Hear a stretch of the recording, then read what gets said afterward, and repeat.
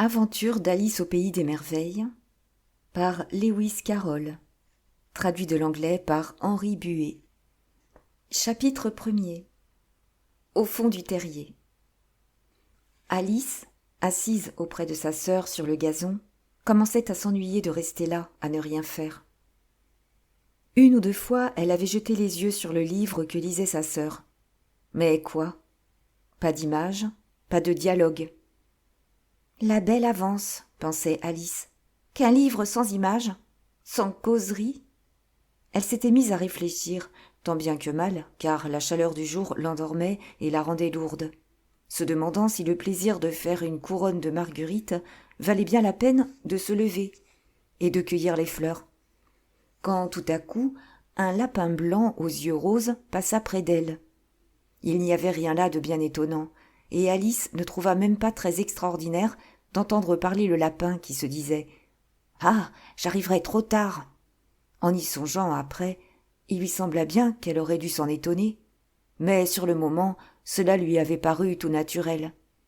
Cependant, quand le lapin vint à tirer une montre de son gousset, la regarda, puis se prit à courir de plus belle, Alice sauta sur ses pieds, frappée de cette idée que jamais elle n'avait vu de lapin avec un gousset et une montre. Entraînée par la curiosité, elle s'élança sur ses traces à travers le champ et arriva tout juste à temps pour le voir disparaître dans un large trou au pied d'une haie. Un instant après, Alice était à la poursuite du lapin dans le terrier, sans songer comment elle en sortirait. Pendant un bout de chemin, le trou allait tout droit comme un tunnel. Puis, tout à coup, il plongeait perpendiculairement d'une façon si brusque qu'Alice se sentit tomber, comme dans un puits d'une grande profondeur, avant même d'avoir pensé à se retenir. De deux choses l'une, ou le puits était vraiment bien profond, ou elle tombait bien doucement, car elle eut tout le loisir, dans sa chute, de regarder autour d'elle et de se demander avec étonnement ce qu'elle allait devenir. D'abord, elle regarda dans le fond du trou pour savoir où elle allait. Mais il y faisait bien trop sombre pour y rien voir. Ensuite, elle porta les yeux sur les parois du puits et s'aperçut qu'elles étaient garnies d'armoires et d'étagères. Ça et là, elle vit pendues à des clous des cartes géographiques et des images. En passant, elle prit sur un rayon un pot de confiture portant cette étiquette « Marmelade d'orange ». Mais, à son grand regret, le pot était vide. Elle n'osait le laisser tomber dans la crainte de tuer quelqu'un. Aussi s'arrangea-t-elle de manière à le déposer en passant dans une des armoires. « Certes, dit Alice, après une chute pareille, je ne me moquerais pas mal de dégringoler l'escalier. Comme ils vont me trouver brave chez nous, je tomberai du haut des toits que je ne ferai pas entendre une plainte. » Ce qui était bien probable. Tombe, tombe, tombe. Cette chute n'en finira donc pas. Je suis curieuse de savoir combien de milles j'ai déjà fait, dit-elle tout haut. Je dois être bien près du centre de la Terre. Voyons donc. Cela serait à 4000 milles de profondeur, il me semble. Comme vous voyez, Alice avait appris pas mal de choses dans ses leçons. Et bien que ce ne fût pas là une très bonne occasion de faire parade de son savoir, vu qu'il n'y avait point d'auditeurs, cependant c'était un bon exercice que de répéter sa leçon. Oui, c'est bien à peu près cela, mais alors, à quel degré de latitude ou de longitude est-ce que je me trouve ? Alice n'avait pas la moindre idée de ce que voulait dire latitude ou longitude, mais ces grands mots lui paraissaient beaux et sonores. Bientôt, elle reprit. « Si j'allais traverser complètement la terre, comme ça serait drôle de se trouver au milieu de gens qui marchent la tête en bas. Aux antipathies, je crois. » Elle n'était pas fâchée cette fois qu'il n'y eût personne là pour l'entendre, car ce mot ne lui faisait pas l'effet d'être bien juste. « Eh, mais j'aurais à leur demander le nom du pays. Pardon, madame, est-ce ici la Nouvelle-Zambel ou l'Australie ?» En même temps, elle essaya de faire la révérence. Quelle idée, faire la révérence en l'air. Dites-moi un peu, comment vous y prendriez-vous ? Quelle petite ignorante, pensera la dame quand je lui ferai cette question. Non, il ne faut pas demander cela. Peut-être le verrai-je écrit quelque part. Tombe, tombe, tombe. Donc Alice, faute d'avoir rien de mieux à faire, se remit à se parler. Dinah remarquera mon absence ce soir, bien sûr. Dinah, c'était son chat. Pourvu qu'on n'oublie pas de lui donner sa jatte de lait à l'heure du thé. Dinah, ma Minette, que n'es-tu ici avec moi? Il n'y a pas de souris dans les airs, j'en ai bien peur. Mais tu pourrais attraper une chauve-souris, et cela ressemble beaucoup à une souris, tu sais. Mais les chats mangent-ils les chauves-souris? Ici, le sommeil commença à gagner Alice. Elle répétait, à moitié endormie. Les chats mangent-ils les chauves-souris? Les chats mangent-ils les chauves-souris? Et quelquefois, les chauves-souris mangent-elles les chats? Car vous comprenez bien que, puisqu'elle ne pouvait répondre ni à l'une ni à l'autre de ces questions, peu importait la manière de les poser. Elle s'assoupissait et commençait à rêver qu'elle se promenait tenant Dinah par la main, lui disant très sérieusement « Voyons, Dinah, dis-moi la vérité, as-tu jamais mangé des chauves-souris ?» Quand tout à coup, pouf, la voilà étendue sur un tas de fagots et de feuilles sèches. Et elle a fini de tomber. Alice ne s'était pas fait le moindre mal. Vite, elle se remet sur ses pieds et regarde en l'air. Mais tout est noir là-haut. Elle voit devant elle un long passage et le lapin blanc qui court à toutes jambes. Il n'y a pas un instant à perdre. Alice part comme le vent et arrive tout juste à temps pour entendre le lapin dire, tandis qu'il tourne le coin. « Par ma moustache et mes oreilles, comme il se fait tard !» Elle n'en était plus qu'à 2 pas, mais le coin tourné, le lapin avait disparu. Elle se trouva alors dans une salle longue et basse, éclairée par une rangée de lampes pendues au plafond. Il y avait des portes tout autour de la salle.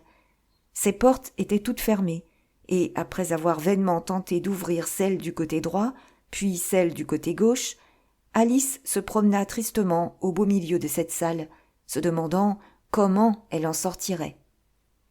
Tout à coup, elle rencontra sur son passage une petite table à 3 pieds, en verre massif, et rien dessus qu'une toute petite clé d'or.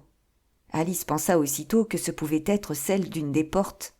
Mais hélas, soit que les serrures fussent trop grandes, soit que la clé fût trop petite, elle ne put toujours en ouvrir aucune. Cependant, ayant fait un second tour, elle aperçut un rideau placé très bas et qu'elle n'avait pas vu d'abord. Par derrière se trouvait encore une petite porte, à peu près 15 pouces de haut. Elle essaya la petite clé d'or à la serrure, et, à sa grande joie, il se trouva qu'elle y allait à merveille. Alice ouvrit la porte, et vit qu'elle conduisait dans un étroit passage à peine plus large qu'un trou à rats. Elle s'agenouilla et, jetant les yeux le long du passage, découvrit le plus ravissant jardin du monde. Oh, qu'il lui tardait de sortir de cette salle ténébreuse et d'errer au milieu de ces carrés de fleurs brillantes, de ces fraîches fontaines. Mais sa tête ne pouvait même pas passer par la porte. Et quand même ma tête y passerait, pensait Alice. À quoi cela servirait-il sans mes épaules? Oh, que je voudrais donc avoir la faculté de me fermer comme un télescope. Ça se pourrait peut-être, si je savais comment m'y prendre. Il lui était déjà arrivé tant de choses extraordinaires qu'Alice commençait à croire qu'il n'y en avait guère d'impossible. Comme cela n'avançait à rien de passer son temps à attendre à la petite porte, elle retourna vers la table, espérant presque y trouver une autre clé, ou tout au moins quelque grimoire donnant les règles à suivre pour se fermer comme un télescope. Cette fois, elle trouva sur la table une petite bouteille qui, certes, n'était pas là tout à l'heure. Au cou de cette petite bouteille était attachée une étiquette en papier, avec ces mots « Buvez-moi », admirablement imprimés en grosses lettres. C'est bien facile à dire « Buvez-moi », mais Alice était trop fine pour obéir à l'aveuglette.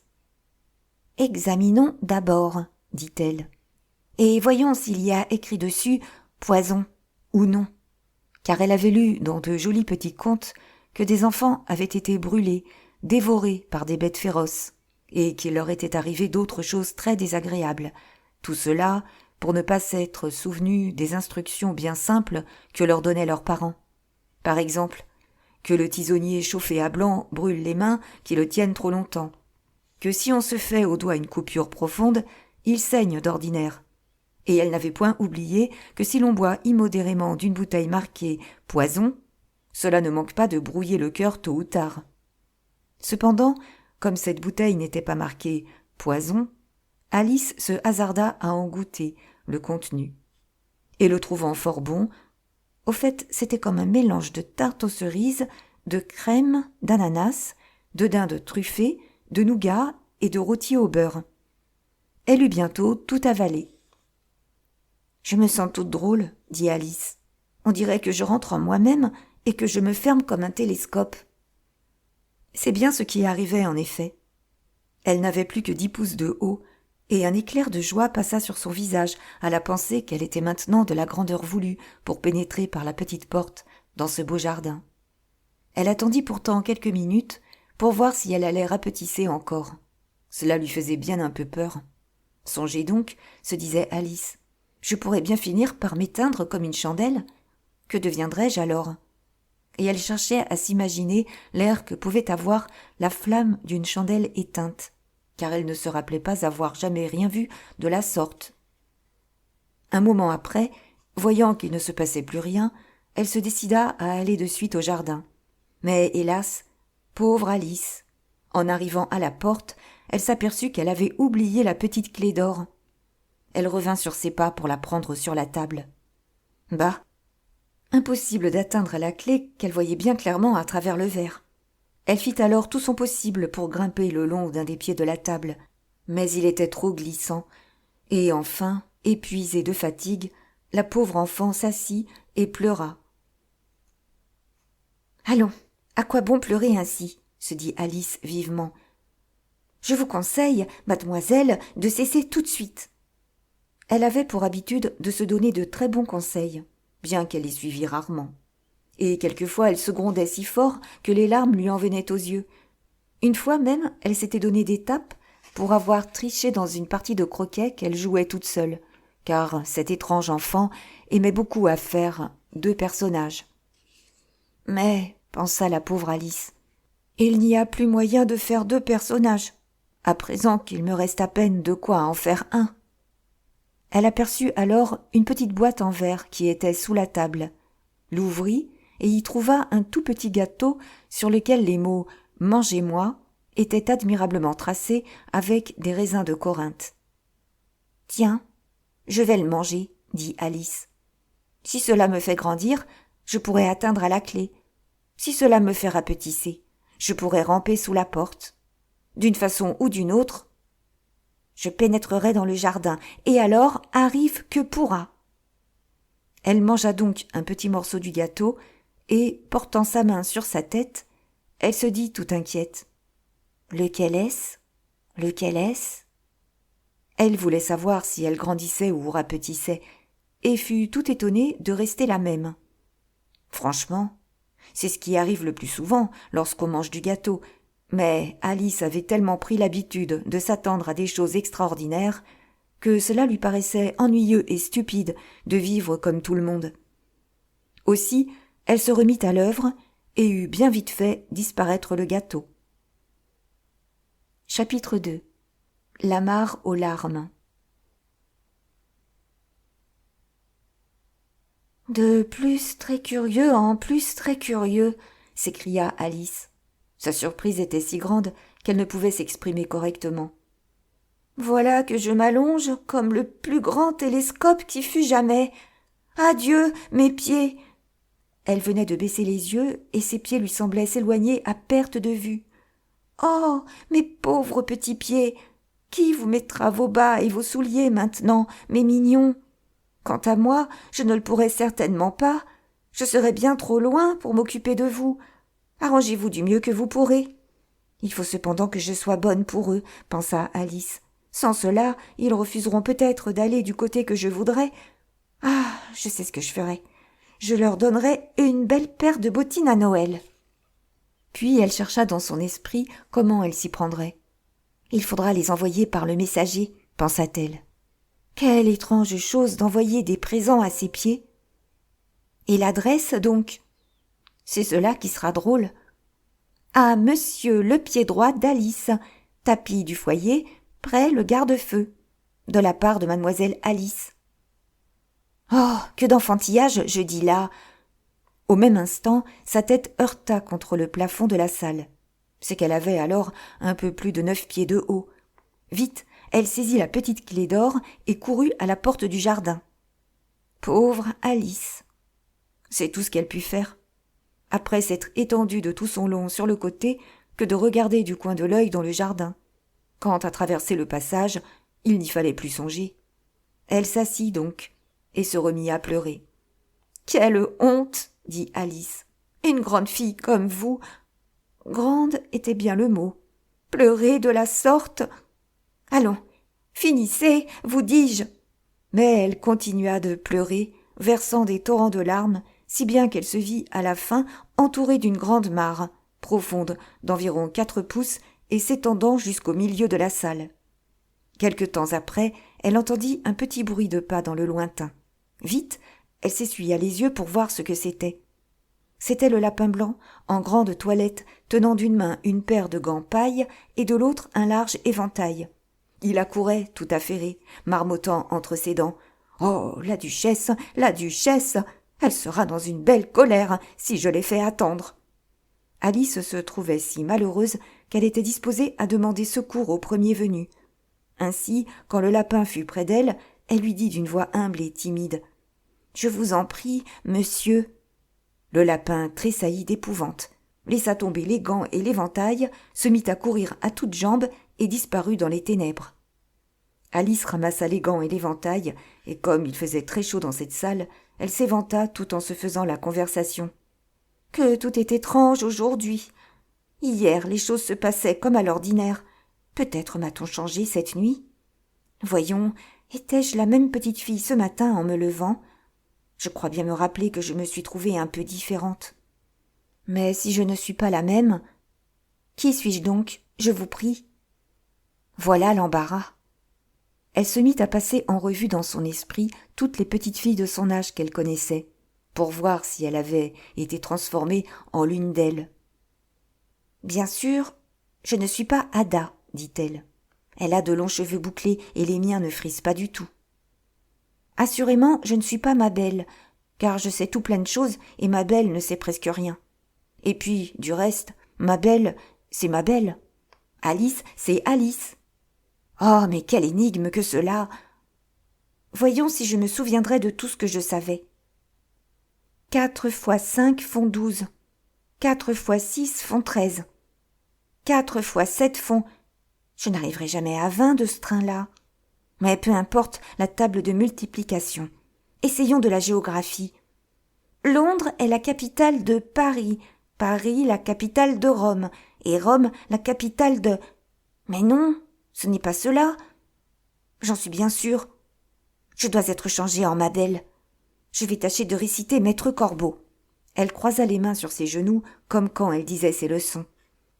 Et se mit à répéter la fable, d'une voix rauque et étrange, et les mots ne se présentaient plus comme autrefois. Maître Corbeau, sur un arbre perché, faisait son nid entre des branches. Il avait relevé ses manches, car il était très affairé. Maître Renard, par là passant, lui dit « Descendez donc, compère, venez embrasser votre frère. » Le corbeau, le reconnaissant, lui répondit en son ramage « Fromage. » « Je suis bien sûre que ce n'est pas ça du tout, » s'écria la pauvre Alice, et ses yeux se remplirent de larmes. « Ah, je le vois bien, je ne suis plus Alice, je suis ma belle, et il me faudra aller vivre dans cette vilaine petite maison où je n'aurai presque pas de jouets pour m'amuser. Oh, que de leçons on me fera apprendre. Oui, certes, j'y suis bien résolue, si je suis ma belle, je resterai ici. Ils auront beau passer la tête là-haut et me crier « Reviens auprès de nous, ma chérie !» Je me contenterai de regarder en l'air et de dire « Dites-moi d'abord qui je suis. Et, s'il me plaît d'être cette personne-là, j'irai vous trouver. Sinon, je resterai ici jusqu'à ce que je devienne une autre petite fille. » Et pourtant, dit Alice en fondant en larmes, Je donnerais tout au monde pour les voir montrer la tête là-haut. Je m'ennuie tant d'être ici toute seule. » Comme elle disait ces mots, elle fut bien surprise de voir que tout en parlant, elle avait mis un des petits gants du lapin. « Comment ai-je pu mettre ce gant ?» pensa-t-elle. « Je rapetisse donc de nouveau ?» Elle se leva, alla près de la table pour se mesurer, et jugea, autant qu'elle pouvait s'en rendre compte, qu'elle avait environ 2 pieds de haut, et continuait de raccourcir rapidement. Bientôt elle s'aperçut que l'éventail qu'elle avait à la main en était la cause. Vite, elle le lâcha, tout juste à temps pour s'empêcher de disparaître tout à fait. « Je viens de l'échapper belle, » dit Alice, tout émue de ce brusque changement, mais bien aise de voir qu'elle existait encore. « Maintenant, vite, au jardin !» Elle se hâta de courir vers la petite porte, mais hélas, elle s'était refermée, et la petite clé d'or se trouvait sur la table de verre, comme tout à l'heure. « Les choses vont de mal en pis, » pensa la pauvre enfant. « Jamais je ne me suis vue si petite, jamais. Et c'est vraiment par trop fort. » À ces mots, son pied glissa, et flac, la voilà dans l'eau, salée, jusqu'au menton. Elle se crut d'abord tomber dans la mer. « Dans ce cas, je retournerai chez nous en chemin de fer, » se dit-elle. Alice avait été au bord de la mer une fois en sa vie, et se figurait que sur n'importe quel point des côtes se trouve un grand nombre de cabines pour les baigneurs, des enfants qui font des trous dans le sable avec des pelles en bois, une longue ligne de maisons garnies, et derrière ces maisons, une gare de chemin de fer. Mais elle comprit bientôt qu'elle était dans une mare formée des larmes qu'elle avait pleurées, quand elle avait 9 pieds de haut. « Je voudrais bien avoir pas tant pleuré, » dit Alice, tout en nageant de côté et d'autre pour tâcher de sortir de là. « Je vais en être punie sans doute, en me noyant dans mes propres larmes. Et c'est cela qui sera drôle. Du reste, tout est drôle aujourd'hui. » Au même instant, elle entendit patauger dans la mare à quelques pas de là, et elle nagea de ce côté pour voir ce que c'était. Elle pensa d'abord que ce devait être un cheval marin ou hippopotame. Puis, elle se rappela combien elle était petite maintenant, et découvrit bientôt que c'était tout simplement une souris qui, comme elle, avait glissé dans la mare. Si j'adressais la parole à cette souris, tout est si extraordinaire ici qu'il se pourrait bien qu'elle sût parler. Dans tous les cas, il n'y a pas de mal à essayer. Elle commença donc. « Oh, souris, savez-vous comment on pourrait sortir de cette mare ? Je suis bien fatiguée de nager. Oh, souris !» Alice pensait que c'était là la bonne manière d'interpeller une souris. Pareille chose ne lui était jamais arrivée, mais elle se souvenait d'avoir vu dans la grammaire latine de son frère « la souris »,« de la souris »,« à la souris »,« aux souris ». La souris la regarda d'un air inquisiteur. Alice crut même l'avoir cligné un de ses petits yeux, mais elle ne dit mot. « Peut-être ne comprend-elle pas cette langue ?» dit Alice. « C'est sans doute une souris étrangère nouvellement débarquée. Je vais essayer de lui parler italien. »« Dove il mio gatto ?» C'étaient là les premiers mots de son livre de dialogue. La souris fit un bond hors de l'eau et parut trembler de tous ses membres. « Oh, mille pardons !» s'écria vivement Alice, qui craignait d'avoir fait de la peine au pauvre animal. « J'oubliais que vous n'aimez pas les chats. »« Aimez les chats !» cria la souris d'une voix perçante et colère. « Et vous, les aimeriez-vous si vous étiez à ma place ?»« Non, sans doute, » dit Alice d'une voix caressante pour l'apaiser. « Ne vous fâchez pas. Pourtant, je voudrais bien vous montrer Dina, notre chatte. Oh, si vous la voyiez, je suis sûre que vous prendriez de l'affection pour les chats. Dina est si douce et si gentille. » Tout en nageant nonchalamment dans la mare et parlant moitié à part soi, moitié à la souris, Alice continua. « Elle se tient si gentiment auprès du feu, à faire son rouet, à se lécher les pattes et à se débarbouiller. Son poil est si doux à caresser. Et comme elle attrape bien les souris. »« Oh, pardon !» dit encore Alice, car cette fois le poil de la souris s'était tout hérissé, et on voyait bien qu'elle était fâchée tout de bon. « Nous n'en parlerons plus si cela vous fait de la peine. »« Nous, dites-vous » s'écria la souris en tremblant de la tête à la queue. « Comme si moi je parlais jamais de pareilles choses. Dans notre famille, on a toujours détesté les chats, viles créatures sans foi ni loi. Que je ne vous en entende plus parler. » « Eh bien non, » dit Alice, qui avait hâte de changer la conversation. « Est-ce que vous aimez les chiens ?» La souris ne répondit pas, et Alice dit vivement « Il y a tout près de chez nous un petit chien bien mignon que je voudrais vous montrer. C'est un petit terrier aux yeux vifs, avec de longs poils bruns frisés. Il rapporte très bien. Il se tient sur ses 2 pattes de derrière et fait le beau pour avoir à manger. Enfin, il fait tant de tours que j'en oublie plus de la moitié. Il appartient à un fermier qui ne le donnerait pas pour 1000 francs tant il lui est utile. Il tue tous les rats et aussi... » « Oh !» reprit Alice d'un ton chagrin. « Voilà que je vous ai encore offensé. » En effet, la souris s'éloignait en nageant de toutes ses forces, si bien que l'eau de la mare en était tout agitée. Alice la rappela doucement. « Ma petite souris, revenez, je vous en prie.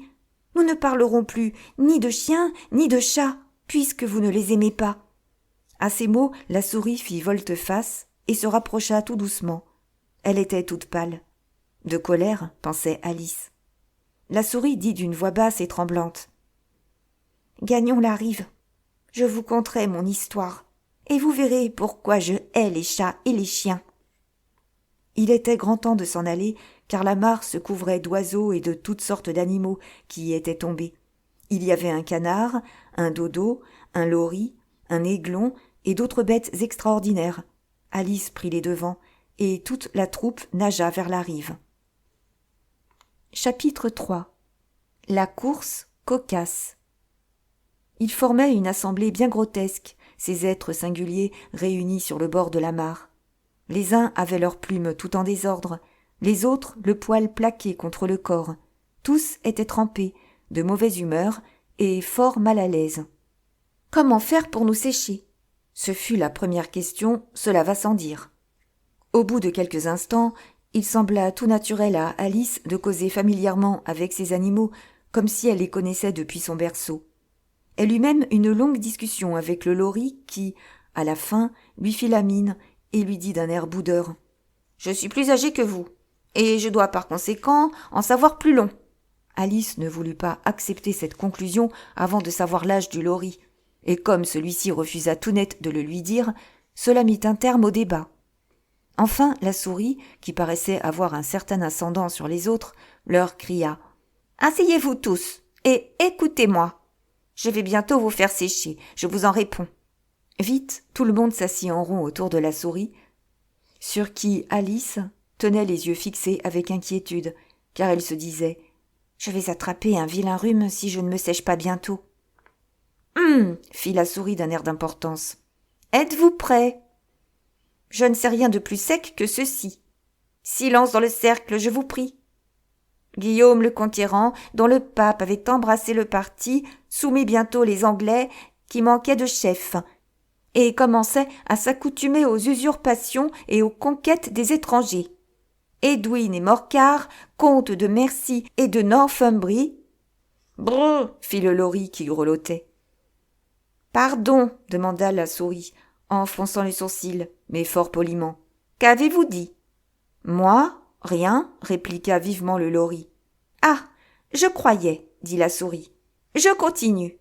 Edwin et Morcar, comtes de Mercie et de Northumbrie, se déclarèrent en sa faveur, et Stigand, l'archevêque patriote de Cantorbéry, trouva cela. « Trouva quoi ?» dit le canard. « Il trouva cela, » répondit la souris avec impatience. « Assurément, vous savez ce que cela veut dire. »« Je sais parfaitement ce que cela veut dire. Par exemple, quand moi j'ai trouvé cela bon, cela veut dire un ver ou une grenouille, » ajouta le canard. « Mais il s'agit de savoir ce que l'archevêque trouva. » La souris, sans prendre garde à cette question, se hâta de continuer. L'archevêque trouva cela de bonne politique d'aller avec Edgar Atheling à la rencontre de Guillaume pour lui offrir la couronne. Guillaume, d'abord, fut bon prince, mais l'insolence des vassaux normands... « Eh bien, comment cela va-t-il, mon enfant ?» ajouta-t-elle en se tournant vers Alice. Toujours aussi mouillé, dit Alice tristement. Je ne sèche que d'ennui. Dans ce cas, dit le dodo avec emphase, se dressant sur ses pattes, je propose l'ajournement et l'adoption immédiate de mesures énergiques. Parlez français, dit l'aiglon. Je ne comprends pas la moitié de ces grands mots. Et qui plus est, je ne crois pas que vous les compreniez vous-même. L'aiglon baissa la tête pour cacher un sourire, et quelques-uns des autres oiseaux ricanèrent tout haut. J'allais proposer, dit le dodo d'un ton vexé. Une course cocasse. C'est ce que nous pouvons faire de mieux pour nous sécher. Qu'est-ce qu'une course cocasse demanda Alice. Non qu'elle tînt beaucoup à le savoir, mais le dodo avait fait une pause, comme s'il s'attendait à être questionné par quelqu'un, et personne ne semblait disposé à prendre la parole. La meilleure manière de l'expliquer, dit le dodo, c'est de le faire. Et comme vous pourriez bien, un de ces jours d'hiver, avoir envie de l'essayer, je vais vous dire comment le dodo s'y prit. D'abord, il traça un terrain de course, une espèce de cercle. Du reste, disait-il, la forme n'y fait rien. Et les coureurs furent placés indifféremment çà et là sur le terrain. Personne ne cria « 1, 2, 3, en avant !» Mais chacun partit et s'arrêta quand il voulut, de sorte qu'il n'était pas aisé de savoir quand la course finirait. Cependant, au bout d'une demi-heure, tout le monde étant sec, le dodo cria tout à coup « La course est finie !» Et les voilà, tout haletants, qui entourent le dodo et lui demandent « Qui a gagné ?» Cette question donna bien à réfléchir au dodo. Il resta longtemps assis, un doigt appuyé sur le front, pose ordinaire de Shakespeare dans ses portraits, tandis que les autres attendaient en silence. Enfin, le dodo dit « Tout le monde a gagné, et tout le monde aura un prix. »« Mais qui donnera les prix ?» demandèrent-ils tous à la fois. « Elle, cela va sans dire, » répondit le dodo en montrant Alice du doigt, et toute la troupe l'entoura aussitôt en criant confusément « Les prix, les prix !» Alice ne savait que faire. Pour sortir d'embarras, elle mit la main dans sa poche et en tira une boîte de dragées. Heureusement, l'eau salée n'y avait pas pénétré. Puis en donna une en prix à chacun. Il y en eut juste assez pour faire le tour. « Mais il faut aussi qu'elle ait un prix, elle, dit la souris. « Comme de raison, reprit le dodo gravement. « Avez-vous encore quelque chose dans votre poche ?» continua-t-il en se tournant vers Alice. « Un dé, pas autre chose, dit Alice d'un ton chagrin. « Faites passer, dit le dodo. » Tous se groupèrent de nouveau autour d'Alice, tandis que le dodo lui présentait solennellement le dé en disant « Nous vous prions d'accepter ce superbe dé. » Lorsqu'il eut fini ce petit discours, tout le monde cria « Hurrah !» Alice trouvait tout cela bien ridicule, mais les autres avaient l'air si grave qu'elle n'osait pas rire. Aucune réponse ne lui venant à l'esprit, elle se contenta de faire la révérence et prit le dé de son air le plus sérieux. Il n'y avait plus maintenant qu'à manger les dragées, ce qui ne se fit pas sans un peu de bruit et de désordre, car les gros oiseaux se plaignirent de n'y trouver aucun goût, et il fallut taper dans le dos des petits qui étranglaient. Enfin, tout rentra dans le calme. On s'assit en rond autour de la souris, et on la pria de raconter encore quelque chose. « Vous m'avez promis de me raconter votre histoire, dit Alice, et de m'expliquer pourquoi vous détestez les chats et les chiens, ajouta-t-elle tout bas, craignant encore de déplaire. La souris, se tournant vers Alice, soupira et lui dit « Mon histoire sera longue et traînante. »« Tiens, tout comme votre queue, dit Alice, frappée de la ressemblance, et regardant avec étonnement la queue de la souris, tandis que celle-ci parlait. Les idées d'histoire et de queue longue et traînante se brouillaient dans l'esprit d'Alice à peu près de cette façon. Canichon dit A. La souris qu'il rencontra dans le logis, je crois le moment fort propice de te faire aller en justice. Je ne doute pas du succès que doit avoir notre procès. Vite, allons, commençons l'affaire. Ce matin, je n'ai rien à faire. La souris dit à Canichon. Sans juge et sans juré, mais bon. Mais Canichon, plein de malice, dit. c'est moi qui suis la justice. Et que tu aies raison ou tort, je vais te condamner à mort. Vous ne m'écoutez pas, dit la souris à Alice d'un air sévère. À quoi pensez-vous donc? Pardon, dit Alice humblement. Vous en étiez au 5e détour. Détour, dit la souris d'un ton sec. Croyez-vous donc que je manque de véracité? Des vers à citer? Oh, je puis vous en fournir quelques-uns, dit Alice, toujours prête à rendre service. On n'a pas besoin de vous, dit la souris. C'est m'insulter que de dire de pareilles sottises. Puis elle se leva pour s'en aller. Je n'avais pas l'intention de vous offenser, dit Alice d'une voix conciliante. Mais franchement, vous êtes bien susceptible. La souris grommela quelque chose entre ses dents et s'éloigna. Revenez, je vous en prie, finissez votre histoire, lui cria Alice. Et tous les autres dirent en chœur. Oui, nous vous en supplions. Mais la souris, secouant la tête, ne s'en alla que plus vite. Quel dommage qu'elle ne soit pas restée, dit en soupirant le lori, sitôt que la souris eut disparu. Un vieux crabe, profitant de l'occasion, dit à son fils. Mon enfant, que cela vous serve de leçon, et vous apprenne à ne vous emporter jamais. Taisez-vous donc, papa, dit le jeune crabe d'un ton aigre. Vous feriez perdre patience à une huître. Ah, si Dinah était ici, dit Alice tout haut, sans s'adresser à personne. C'est elle qui l'aurait bientôt ramenée. Et qui est Dinah, s'il n'y a pas d'indiscrétion à le demander, dit le lori. Alice répondit avec empressement, car elle était toujours prête à parler de sa favorite. Dinah, c'est notre chatte. Si vous saviez comme elle attrape bien les souris, et si vous la voyez courir après les oiseaux, aussitôt vue, aussitôt croquée. Ces paroles produisirent un effet singulier sur l'assemblée. Quelques oiseaux s'enfuirent aussitôt.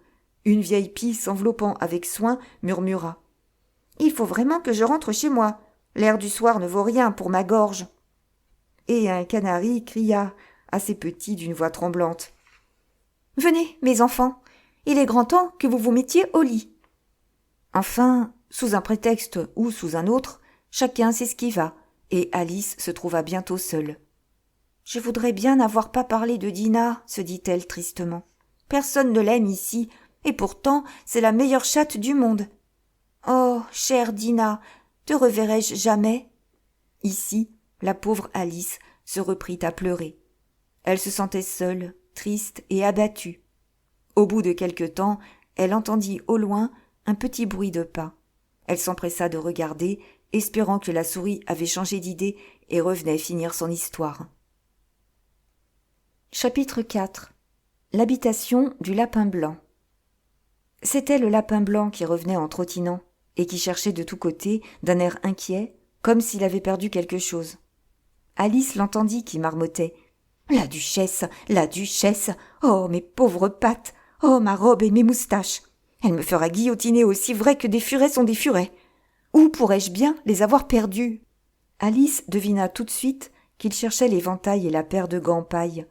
Et, comme elle avait bon cœur, elle se mit à les chercher aussi. Mais pas moyen de les trouver. Du reste, depuis son bain dans la mare aux larmes, tout était changé. La salle, la table de verre et la petite porte avaient complètement disparu. Bientôt le lapin aperçut Alice qui furetait. Il lui cria d'un ton d'impatience. « Eh bien, Marianne, que faites-vous ici? Courez vite à la maison me chercher une paire de gants et un éventail. Allons, dépêchons-nous. » Alice eut si grand-peur qu'elle se mit aussitôt à courir dans la direction qu'il indiquait, sans chercher à lui expliquer qu'il se trompait. « Il m'a pris pour sa bonne, se disait-elle en courant. Comme il sera étonné quand il saura qui je suis. Mais je ferai bien de lui porter ses gants et son éventail. C'est-à-dire, si je les trouve. » Ce disant, elle arriva en face d'une petite maison et vit sur la porte une plaque en cuivre avec ces mots « Jean Lapin ». Elle monta l'escalier, entra sans frapper, tout en tremblant de rencontrer la vraie Marianne et d'être mise à la porte avant d'avoir trouvé les gants et l'éventail. « Que c'est drôle, se dit Alice, de faire des commissions pour un lapin. Bientôt, ce sera Dinah qui m'enverra en commission. » Elle se prit alors à imaginer comment les choses se passeraient. « Mademoiselle Alice, Venez ici tout de suite vous apprêter pour la promenade. Dans l'instant, ma bonne. Il faut d'abord que je veille sur ce trou jusqu'à ce que Dinah revienne pour empêcher que la souris ne sorte. Mais je ne pense pas, continua Alice, qu'on garderait Dinah à la maison si elle se mettait dans la tête de commander comme cela aux gens. Tout en causant ainsi, Alice était entrée dans une petite chambre bien rangée, et comme elle s'y attendait, sur une petite table dans l'embrasure de la fenêtre, elle vit un éventail et 2 ou 3 paires de gants de chevreau tout petits. Elle en prit une paire, ainsi que l'éventail, et allait quitter la chambre lorsqu'elle aperçut, près du miroir, une petite bouteille. Cette fois, il n'y avait pas l'inscription « Buvez-moi », ce qui n'empêcha pas Alice de la déboucher et de la porter à ses lèvres. « Il m'arrive toujours quelque chose d'intéressant, se dit-elle, lorsque je mange ou que je bois. Je vais voir un peu l'effet de cette bouteille. J'espère bien qu'elle me fera regrandir, car je suis vraiment fatiguée de n'être qu'une petite nabote. » C'est ce qui arriva, en effet, et bien plus tôt qu'elle ne s'y attendait. Elle n'avait pas bu la moitié de la bouteille que sa tête touchait au plafond et qu'elle fut forcée de se baisser pour ne pas se casser le cou. Elle remit bien vite la bouteille sur la table en se disant « En voilà assez, j'espère ne pas grandir davantage. Je ne puis déjà plus passer par la porte. Oh, je voudrais bien n'avoir pas tant bu. » Hélas, il était trop tard. Elle grandissait et eut bientôt à se mettre à genoux sur le plancher. Mais un instant après, il n'y avait même plus assez de place pour rester dans cette position, et elle essaya de se tenir étendue par terre, un coude contre la porte et l'autre bras passé autour de sa tête. Cependant, comme elle grandissait toujours, elle fut obligée, comme dernière ressource, de laisser pendre un de ses bras par la fenêtre et d'enfoncer un pied dans la cheminée en disant « À présent, c'est tout ce que je peux faire, quoi qu'il arrive. Que vais-je devenir ?» Heureusement pour Alice, la petite bouteille magique avait alors produit tout son effet, et elle cessa de grandir. Cependant, sa position était bien gênante, et comme il ne semblait pas y avoir la moindre chance qu'elle pût jamais sortir de cette chambre, il n'y a pas à s'étonner qu'elle se trouvât bien malheureuse.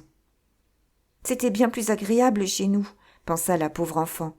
Là, du moins, je ne passais pas mon temps à grandir et à rapetisser, et je n'étais pas la domestique des lapins et des souris. Je voudrais bien n'être jamais descendue dans ce terrier, et pourtant c'est assez drôle cette manière de vivre. Je suis curieuse de savoir ce que c'est qui m'est arrivé. Autrefois, quand je lisais des contes de fées, je m'imaginais que rien de tout cela ne pouvait être. Et maintenant me voilà en pleine féerie. On devrait faire un livre sur mes aventures. Il y aurait de quoi. Quand je serai grande, j'en ferai un, moi. Mais je suis déjà bien grande, dit-elle tristement. Dans tous les cas, il n'y a plus de place ici pour grandir davantage.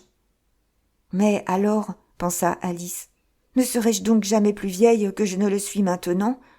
D'un côté, cela aura ses avantages, ne jamais être une vieille femme. Mais alors, avoir toujours des leçons à apprendre. Oh, je n'aimerais pas cela du tout. Oh, Alice, petite folle, se répondit-elle, comment pourriez-vous apprendre des leçons ici? Il y a à peine de la place pour vous, et il n'y en a pas du tout pour vos livres de leçons. Et elle continua ainsi, faisant tantôt les demandes et tantôt les réponses, et établissant sur ce sujet toute une conversation. Mais, au bout de quelques instants, elle entendit une voix au dehors, et s'arrêta pour écouter. « Marianne! Marianne !» criait la voix. « Allez chercher mes gants bien vite !» Puis Alice entendit des piétinements dans l'escalier. Elle savait que c'était le lapin qui la cherchait. Elle trembla si fort qu'elle en ébranla la maison, oubliant que maintenant elle était 1000 fois plus grande que le lapin et n'avait rien à craindre de lui. Le lapin, arrivé à la porte, essaya de l'ouvrir. Mais, comme elle s'ouvrait en dedans et que le coude d'Alice était fortement appuyé contre la porte, la tentative fut vaine. Alice entendit le lapin qui murmurait « C'est bon, je vais faire le tour et j'entrerai par la fenêtre. » « Je t'en défie, » pensa Alice. Elle attendit un peu. Puis, quand elle crut que le lapin était sous la fenêtre, elle étendit le bras tout à coup pour le saisir. Elle ne prit que du vent. Mais elle entendit un petit cri, puis le bruit d'une chute et de vitres cassées, ce qui lui fit penser que le lapin était tombé sur les châssis de quelque serre à concombre. Puis une voix colère, celle du lapin. « Patrice, Patrice, où es-tu » Une voix qu'elle ne connaissait pas répondit. « Me v'là, notre maître. J'bêchons la terre pour y trouver des pommes. »« Pour trouver des pommes » dit le lapin furieux. « Viens m'aider à me tirer d'ici. » Nouveau bruit de vitres cassées. « Dis-moi un peu, Patrice, qu'est-ce qu'il y a là, à la fenêtre ?»« Ça, notre maître, c'est un bras. »« Un bras, imbécile. Qui a jamais vu un bras de cette dimension ? Ça bouge toute la fenêtre. »« Bien sûr, notre maître, mais c'est un bras tout de même. »« Dans tous les cas, il n'a rien à faire ici. Enlève-moi ça bien vite. » Il se fit un long silence, et Alice n'entendait plus que des chuchotements de temps à autre, comme « Maître, j'osons point. »« Fais ce que je te dis, capon !» Alice étendit le bras de nouveau, comme pour agripper quelque chose. Cette fois, il y eut 2 petits cris, et encore un bruit de vitres cassées.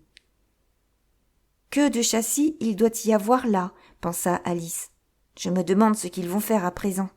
Quant à me retirer par la fenêtre, je le souhaite de tout mon cœur, car je n'ai pas la moindre envie de rester ici plus longtemps. » Il se fit quelques instants de silence. À la fin, Alice entendit un bruit de petits trous, puis le son d'un grand nombre de voix. Elle distingua ces mots. « Où est l'autre échelle ?»« Je n'avais point qu'à en apporter une. C'est Jacques qui a l'autre. »« Allons, Jacques, apporte ici, mon garçon. »« Dressez-les là, au coin. »« Non, attachez-les d'abord l'une au bout de l'autre. Elles ne vont pas encore moitié assez haut. Ça fera l'affaire, ne soyez pas si difficile. Tiens, Jacques, attrape ce bout de corde. Le toit portera-t-il bien ?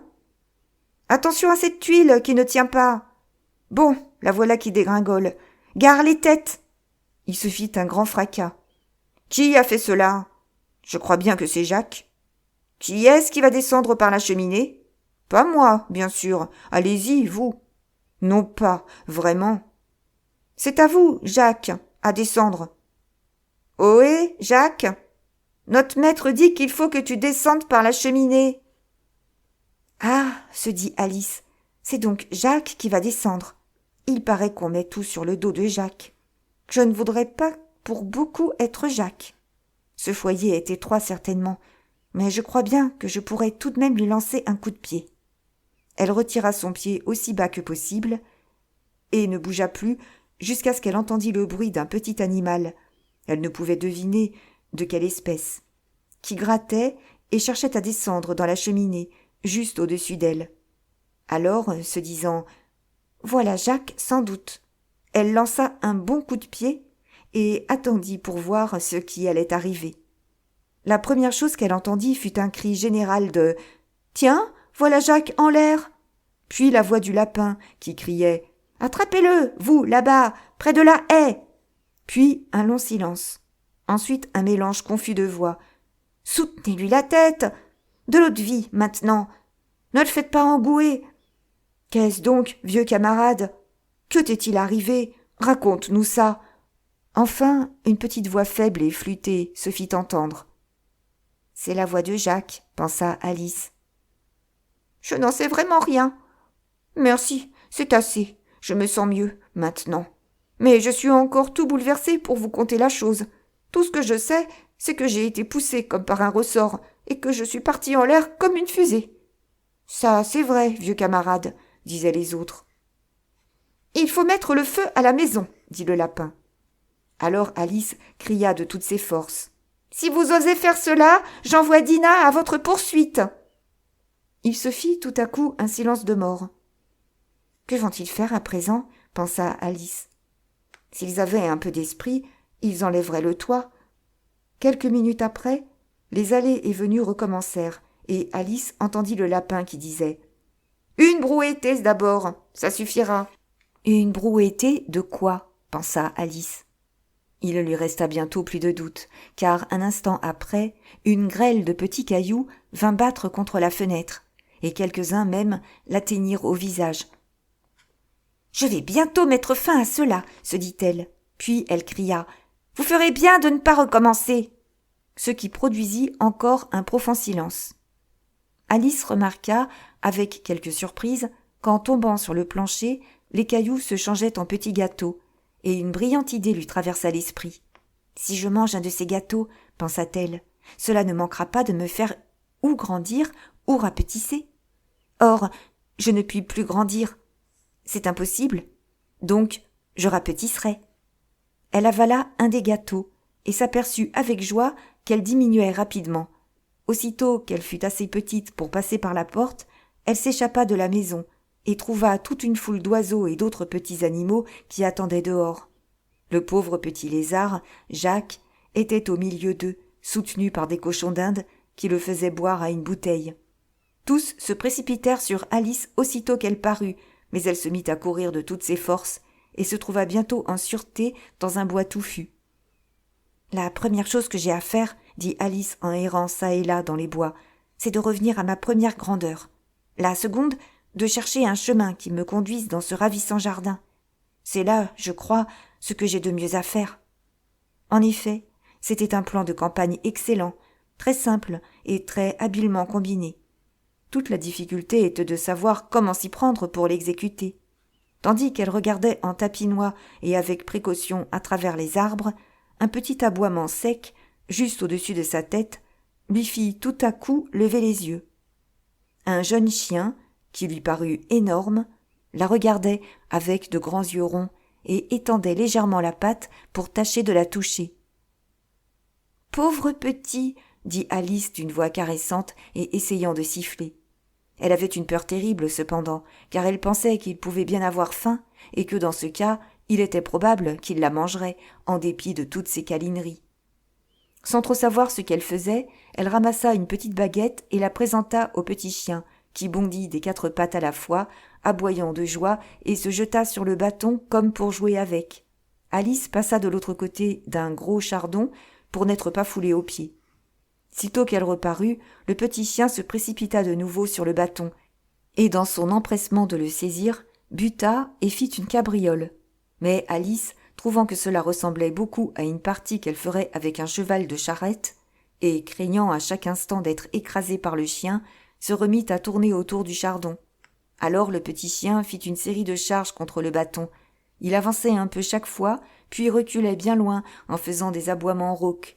Puis enfin, il se coucha à une grande distance de là, tout haletant, la langue pendante et ses grands yeux à moitié fermés. Alice jugea que le moment était venu de s'échapper. Elle prit sa course aussitôt et ne s'arrêta que lorsqu'elle se sentit fatiguée et hors d'haleine, et qu'elle n'entendit plus que faiblement dans le lointain les aboiements du petit chien. « C'était pourtant un bien joli petit chien, » dit Alice, en s'appuyant sur un bouton d'or pour se reposer, et en s'éventant avec une des feuilles de la plante. « Je lui aurais volontiers enseigné tout plein de jolis tours si j'avais été assez grande pour cela. Oh, mais j'oubliais que j'avais encore à grandir.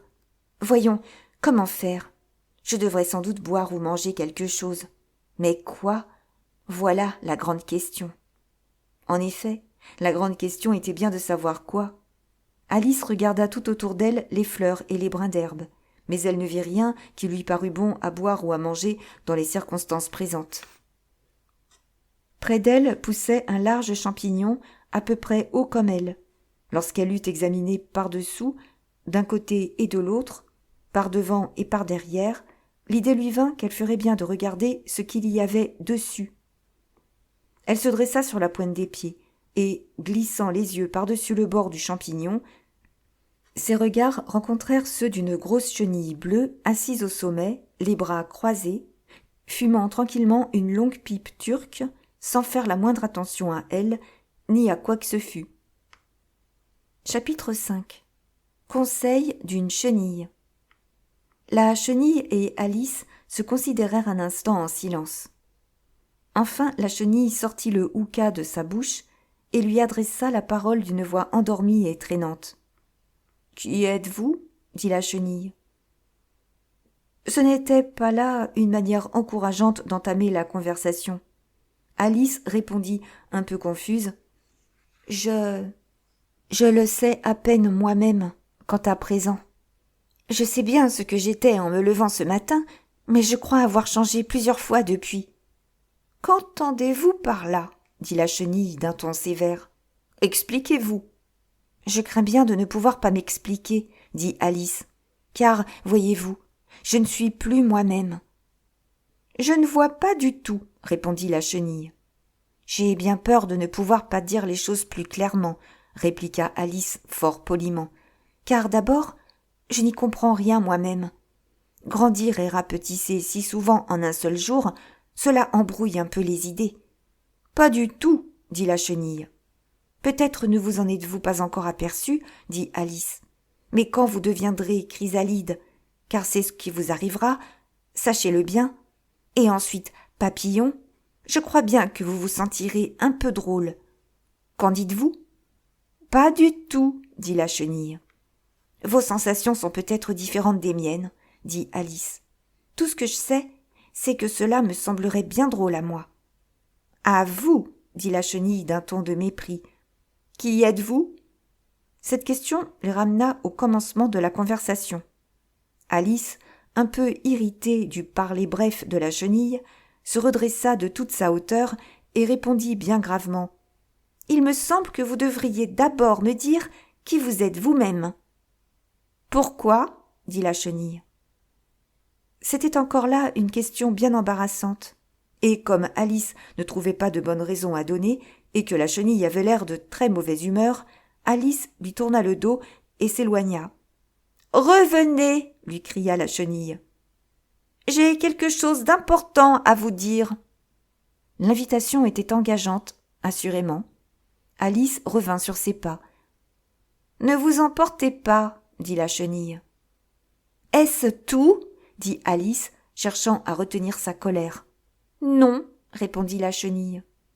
Alice pensa qu'elle ferait tout aussi bien d'attendre, et qu'après tout, la chenille lui dirait peut-être quelque chose de bon à savoir. La chenille continua de fumer pendant quelques minutes sans rien dire. Puis, retirant enfin la pipe de sa bouche, elle se croisa les bras et dit « Ainsi, vous vous figurez que vous êtes changé, hein ?»« Je le crains bien, » dit Alice. « Je ne peux plus me souvenir des choses comme autrefois, et je ne reste pas 10 minutes de suite de la même grandeur. »« De quoi est-ce que vous ne pouvez pas vous souvenir ?» dit la chenille. « J'ai essayé de réciter la fable du maître Corbeau, mais ce n'était plus la même chose, » répondit Alice d'un ton chagrin. « Récitez. Vous êtes vieux, père Guillaume, » dit la chenille. Alice croisa les mains et commença. « Vous êtes vieux, père Guillaume. Vous avez des cheveux tout gris. La tête en bas, père Guillaume. À votre âge, c'est peu permis. Étant jeune, pour ma cervelle, je craignais fort, mon cher enfant. Je n'en ai plus une parcelle. J'en suis bien certain, maintenant. Vous êtes vieux, je vous l'ai dit. Mais comment donc, par cette porte, vous, dont la taille est comme un muid, cabriolez-vous de la sorte? Étant jeune, mon cher enfant, j'avais chaque jointure bonne, je me frottais de cet onguent, si vous payez, je vous en donne. Vous êtes vieux, et vous mangez, les os comme de la bouillie, et jamais rien ne me laissez. Comment faites-vous? Je vous prie. Étant jeune, je disputais, tous les jours, avec votre mère. C'est ainsi que je me suis fait, un si puissant os maxillaire. Vous êtes vieux, par quelle adresse tenez-vous debout sur le nez? Une anguille qui se redresse, droit comme un i, quand vous sifflez. Cette question est très sotte, cessez de babiller ainsi. Où je vais, du bout de ma botte, vous envoyer bien loin d'ici. Ce n'est pas cela, dit la chenille. Pas tout à fait, je le crains bien, dit Alice timidement. Tous les mots ne sont pas les mêmes. C'est tout de travers, d'un bout à l'autre, dit la chenille d'un ton décidé. Et il se fit un silence de quelques minutes. La chenille fut la première à reprendre la parole. « De quelle grandeur voulez-vous être ?» demanda-t-elle. « Oh, je ne suis pas difficile quant à la taille, » reprit vivement Alice. « Mais vous comprenez bien qu'on n'aime pas à en changer si souvent. »« Je ne comprends pas du tout, » dit la chenille. Alice se tut. Elle n'avait jamais de sa vie été si souvent contredite, et elle sentait qu'elle allait perdre patience. « Êtes-vous satisfaite maintenant ?» dit la chenille. « J'aimerais bien à être un petit peu plus grande, si cela vous était égal, » dit Alice. « 3 pouces de haut, c'est si peu. »« C'est une très belle taille, » dit la chenille, en colère, se dressant de toute sa hauteur. Elle avait tout juste 3 pouces de haut. « Mais je n'y suis pas habituée, » répliqua Alice d'un ton piteux, et elle fit cette réflexion. « Je voudrais bien que ces gens-là ne fussent pas si susceptibles. »« Vous finirez par vous y habituer, » dit la chenille. Elle remit la pipe à sa bouche et fuma de plus belle. Cette fois, Alice attendit patiemment qu'elle se décidât à parler. Au bout de 2 ou 3 minutes, la chenille sortit le houkah de sa bouche, bâilla 1 ou 2 fois et se secoua. Puis elle descendit de dessus le champignon, glissa dans le gazon et dit tout simplement en s'en allant : « Un côté vous fera grandir et l'autre vous fera rapetisser. »« Un côté de quoi ? L'autre côté de quoi ? » pensa Alice. « Du champignon, » dit la chenille, comme si Alice avait parlé tout haut, et un moment après, la chenille avait disparu.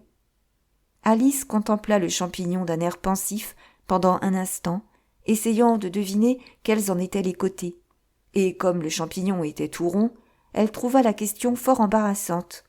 Enfin, elle étendit ses bras tout autour, en les allongeant autant que possible, et, de chaque main, enleva une petite partie du bord du champignon. « Maintenant, lequel des deux ? se dit-elle, et elle grignota un peu du morceau de la main droite pour voir quel effet il produirait. Presque aussitôt, elle reçut un coup violent sous le menton. Il venait de frapper contre son pied. Ce brusque changement lui fit grand-peur, mais elle comprit qu'il n'y avait pas de temps à perdre, car elle diminuait rapidement. Elle se mit donc bien vite à manger un peu de l'autre morceau. Son menton était si rapproché de son pied qu'il y avait à peine assez de place pour qu'elle pût ouvrir la bouche. Elle y réussit enfin et parvint à avaler une partie du morceau de la main gauche. « Voilà enfin ma tête libre !» dit Alice d'un ton joyeux qui se changea bientôt en cri d'épouvante, quand elle s'aperçut de l'absence de ses épaules. Tout ce qu'elle pouvait voir en regardant en bas, c'était un cou long à n'en plus finir, qui semblait se dresser comme une tige, du milieu d'un océan de verdure s'étendant bien loin au-dessous d'elle. « Qu'est-ce que c'est que toute cette verdure ?» dit Alice. « Et où donc sont mes épaules ? Oh, mes pauvres mains !»« Comment se fait-il que je ne puis vous voir ?» Tout en parlant, elle agitait les mains. Mais il n'en résulta qu'un petit mouvement au loin parmi les feuilles vertes. Comme elle ne trouvait pas le moyen de porter ses mains à sa tête, elle tâcha de porter sa tête à ses mains et s'aperçut avec joie que son cou se repliait avec aisance de tous côtés comme un serpent. Elle venait de réussir à le plier en un gracieux zigzag et allait plonger parmi les feuilles qui étaient tout simplement le haut des arbres sous lesquels elle avait erré, quand un sifflement aigu la força de reculer promptement. Un gros pigeon venait de lui voler à la figure et lui donnait 2 grands coups d'aile. « Serpent !» criait le pigeon. « Je ne suis pas un serpent !» dit Alice avec indignation. « Laissez-moi tranquille !»« Serpent !»« Je le répète !» dit le pigeon, mais d'un ton plus doux. Puis il continua avec une espèce de sanglot. « J'ai essayé de toutes les façons. Rien ne semble les satisfaire. »« Je n'ai pas la moindre idée de ce que vous voulez dire, » répondit Alice. « J'ai essayé des racines d'arbres, j'ai essayé des talus, j'ai essayé des haies, » continua le pigeon sans faire attention à elle. « Mais ces serpents, il n'y a pas moyen de les satisfaire. » Alice était de plus en plus intriguée. Mais elle pensa que ce n'était pas la peine de rien dire avant que le pigeon eût fini de parler. « Je n'ai donc pas assez de mal à couver mes œufs, » dit le pigeon. « Il faut encore que je guette les serpents nuit et jour. Je n'ai pas fermé l'œil depuis 3 semaines. »« Je suis fâchée que vous ayez été tourmentée, » dit Alice, qui commençait à comprendre. « Au moment où je venais de choisir l'arbre le plus haut de la forêt, » continua le pigeon en élevant la voix jusqu'à crier, « Au moment où je me figurais que j'allais en être enfin débarrassée, les voilà qui tombent du ciel en replis tortueux. Oh, le vilain serpent! Mais je ne suis pas un serpent, dit Alice. Je suis. Eh bien, qu'êtes-vous? Dit le pigeon. Je vois que vous cherchez à inventer quelque chose. Je suis une petite fille, répondit Alice avec quelque hésitation, car elle se rappelait combien de changements elle avait éprouvé ce jour-là. Voilà une histoire bien vraisemblable, dit le pigeon d'un air de profond mépris. J'ai vu bien des petites filles dans mon temps, mais je n'en ai jamais vu avec un cou comme cela. Non, non, vous êtes un serpent, il est inutile de le nier. Vous allez sans doute me dire que vous n'avez jamais mangé d'œufs. Si fait, j'ai mangé des œufs, dit Alice, qui ne savait pas mentir. Mais vous savez que les petites filles mangent des œufs aussi bien que les serpents. Je n'en crois rien, dit le pigeon. Mais s'il en est ainsi, elles sont une espèce de serpent. C'est tout ce que j'ai à vous dire. Cette idée était si nouvelle pour Alice qu'elle resta muette pendant 1 ou 2 minutes, ce qui donna au pigeon le temps d'ajouter. Vous cherchez des œufs? Ça, j'en suis bien sûre. Et alors, que m'importe que vous soyez une petite fille ou un serpent? Cela m'importe beaucoup à moi, dit Alice vivement. Mais je ne cherche pas d'œufs, justement, et quand même j'en chercherais, je ne voudrais pas des vôtres. Je ne les aime pas crus. Eh bien, allez-vous-en, alors, dit le pigeon d'un ton boudeur en se remettant dans son nid. Alice se glissa parmi les arbres du mieux qu'elle put en se baissant, car son cou s'entortillait dans les branches, et à chaque instant, il lui fallait s'arrêter et le désentortiller. Au bout de quelque temps, elle se rappela qu'elle tenait encore dans ses mains les morceaux de champignons, et elle se mit à l'œuvre avec grand soin, grignotant tantôt l'un, tantôt l'autre, et tantôt grandissant, tantôt rapetissant, jusqu'à ce qu'enfin elle parvint à se ramener à sa grandeur naturelle. Il y avait si longtemps qu'elle n'avait été d'une taille raisonnable que cela lui parut d'abord tout drôle, mais elle finit par s'y accoutumer et commença à se parler à elle-même comme d'habitude. « Allons, voilà maintenant la moitié de mon projet exécuté. Comme tous ces changements sont embarrassants, je ne suis jamais sûre de ce que je vais devenir d'une minute à l'autre. Toutefois, je suis redevenue de la bonne grandeur. Il me reste maintenant à pénétrer dans ce magnifique jardin. Comment faire? » En disant ces mots, elle arriva tout à coup à une clairière où se trouvait une maison d'environ 4 pieds de haut. Quels que soient les gens qui demeurent là, pensa Alice, il ne serait pas raisonnable de se présenter à eux, grande comme je suis. Ils deviendraient fous de frayeur. Elle se mit de nouveau à grignoter le morceau qu'elle tenait dans sa main droite, et ne s'aventura pas près de la maison avant d'avoir réduit sa taille à 9 pouces. Merci pour votre écoute. Suite au prochain épisode. À bientôt.